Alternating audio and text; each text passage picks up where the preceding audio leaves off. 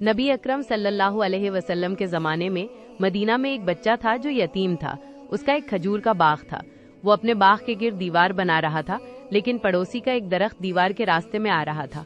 उस दरख्त की वजह से दीवार बनाना मुश्किल हो रहा था।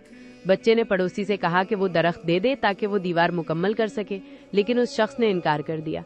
मामला हमारे प्यारे नबी सल्लल्लाहु अलैहि वसल्लम के पास पहुंचा। नबी करीम सल्लल्लाहु अलैहि वसल्लम ने उस शख्स से फरमाया कि तुम ये दरख्त इस बच्चे को दे दो, तुम्हें इसके बदले जन्नत में एक दरख्त मिलेगा।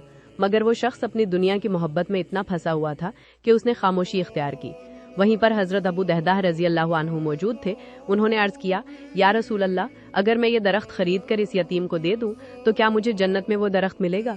आप सल्लल्लाहु अलैहि वसल्लम ने फरमाया, हाँ। हजरत अबू दहदाह रजी अल्लाह अन्हु उस शख्स के पास गए और उसे कहा, तुम मेरा पूरा बाग जिसमें 600 खजूर के दरख्त, घर और कुआं है, ले लो और बदले में वो एक दरख्त मुझे दे दो। वो शख्स हैरान रह गया और राजी हो गया। हजरत अबू दहदाह रजी अल्लाह अन्हु ने वो दरख्त यतीम को दे दिया। फिर अपने बाग के बाहर आकर आवाज दी, ए उम्मे दहदाह, बाहर आ जाओ, मैंने बाग बेच दिया है। उनकी बीवी ने पूछा, किसको? उन्होंने कहा, अल्लाह को, जन्नत के बाग के बदले। उनकी बीवी ने जवाब दिया, आपने बहुत नफा का सौदा किया। ये वाकया हमें सिखाता है कि अल्लाह पर तवक्कुल रखना और आखिरत की फिक्र में माल कुर्बान करना कितना बड़ा फायदा देता है।